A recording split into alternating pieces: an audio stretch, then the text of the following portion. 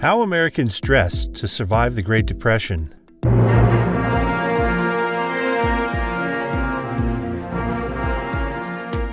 The Great Depression of the 1930s was one of the hardest periods in American history, testing the patience of millions. Even basic necessities like clothes became a struggle, which forced people to be resourceful with every single piece of fabric they had. With money scarce and new clothes often out of reach, creativity in clothing became essential for survival. Every stitch and every patchwork mattered. Today, we're stepping back in time to explore how people dressed to survive this era of hardship and poverty. Historical context. In the 1930s, families had to make every dollar stretch, and that included their clothing. The average clothing budget was shockingly low, just about $3.50 per person per year. Buying new clothes became a rare luxury, so people had to get really creative and also frugal. They wore the same clothes for years, patching up holes, sewing torn seams, and finding other ways to make old garments last as long as possible.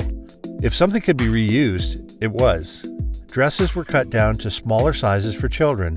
Men's suits were taken apart and resized. And when clothes were too worn out to be worn, one of the things about these that we're still trying to learn is when a sack was printed. They tended to follow. They were turned into rags, quilts, or even braided into rugs. Hand-me-downs were a way of life. Clothes were passed from sibling to sibling, often until they were too small or too worn to be used anymore. Neighbors and extended families also traded clothing to make sure nothing went to waste. If a pair of shoes was too tight, people cut the toes off to make sandals. If a dress was too short, fabric straps were added to make it longer. Everything was used to the very last thread. Clothing for survival. The feed sacks. Since new fabric was very costly, people looked for alternatives. Many families living in rural areas started using flour and grain sacks, which were often made of cotton, to sew their dresses, shirts, and even underwear. This gave birth to one of the most well-known examples of Depression-era creativity, the feed sack fashion. Families in rural areas quickly realized that the sturdy cotton sacks used for flour, sugar, and animal feed could be repurposed into clothing. At first, these sacks were plain and dull, often covered in company logos and labels.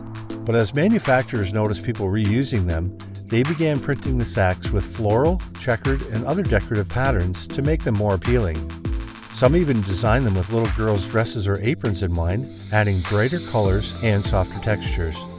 Women became experts at selecting and matching these feed sacks to create entire outfits, not just dresses but also shirts, skirts, and even undergarments. Some families took pride in their ability to turn a simple farm supply into something beautiful.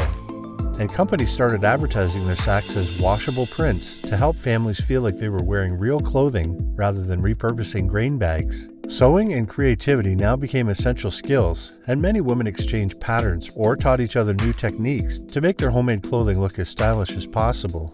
Urban and rural variations. During the Great Depression, the way people dressed depended a lot on whether they lived in the city or the countryside. In rural areas, most families couldn't afford to buy new clothes, so they made their own using whatever they had. The feed sack fashion we talked about earlier was quite common in rural settings. There were a lot of flour and sugar sacks regularly converted into dresses, shirts, and even underwear. Did you know that rural Americans used to wear feed sack clothes during the Great Depression? During the Great Depression, people made clothes out of food sacks. They used flour bags, potato sacks, and anything made out of burlap. Because of this trend, food distributors started to make their sacks more colorful to help people remain a little bit fashionable. A single outfit was worn by multiple siblings, patched up again and again until the fabric was too thin to sew. Even then, the scraps were used for quilts, cleaning rags, or even insulation for homes. Money was tight, so instead of buying clothes, many farm families traded goods or services. Shoes were a luxury, and kids often went barefoot in warm weather to save their shoes for winter. Instead of heavy coats, people layered whatever they had: worn-out shirts, old blankets, even newspapers stuffed inside their clothing to stay warm. City life was somewhat different, but just as tough. While people had access to secondhand shops, they often faced high unemployment and struggled to afford even used clothing. Thrift stores, pawn shops, and clothing exchanges became normal, which helped families find affordable outfits. Unlike farm clothes, which had to be durable for work, city fashion was still influenced by social expectations. Even when money was scarce, people wanted to look presentable.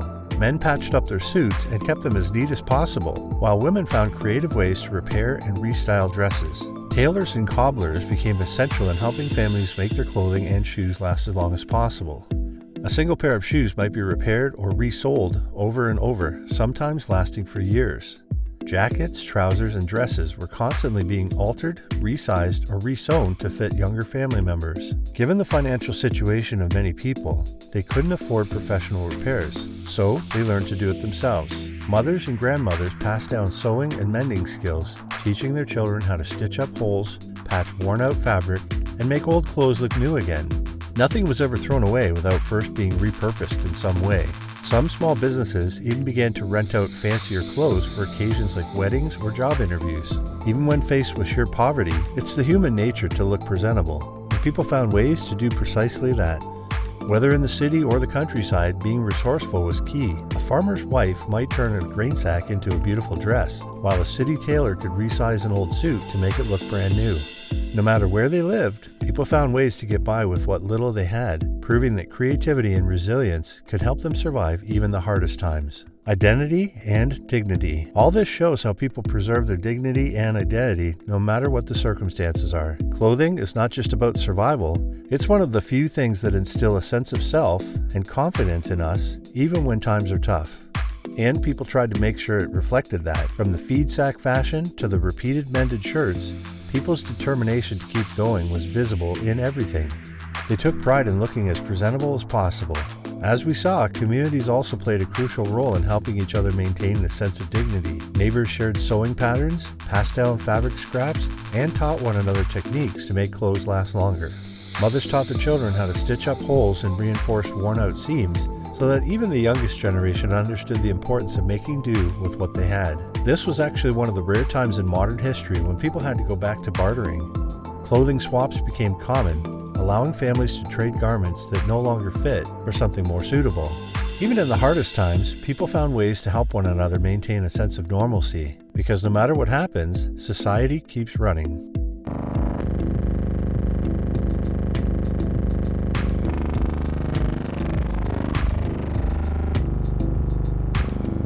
Things became a bit better by the late 1930s. As the economy slowly began to recover, clothing became more accessible again. Factories reopened,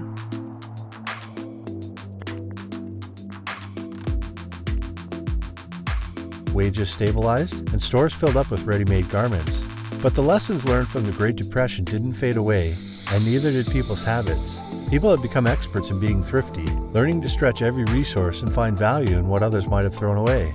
They understood that a little creativity could turn an old shirt into a child's dress, or a worn-out coat into a warm winter blanket. It is so wildly different from the consumerism of today that most of us would have a hard time comprehending the situation back then. But even today, as the world moves more towards sustainable fashion, we see some echoes of old survival strategies. Upcycling, thrift shopping, and do-it-yourself clothing repairs have once again become popular. This time it is not a necessity, but a conscious choice to reduce waste and make the most of what we have. Two pieces together, so then I cut out some black lace to add in between the...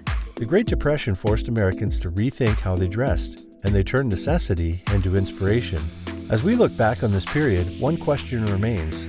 What lessons can we apply today about sustainability and resilience? If you enjoyed this journey into Depression-era fashion, don't forget to like, subscribe, and stay curious about the past. Thanks for watching. Until next time.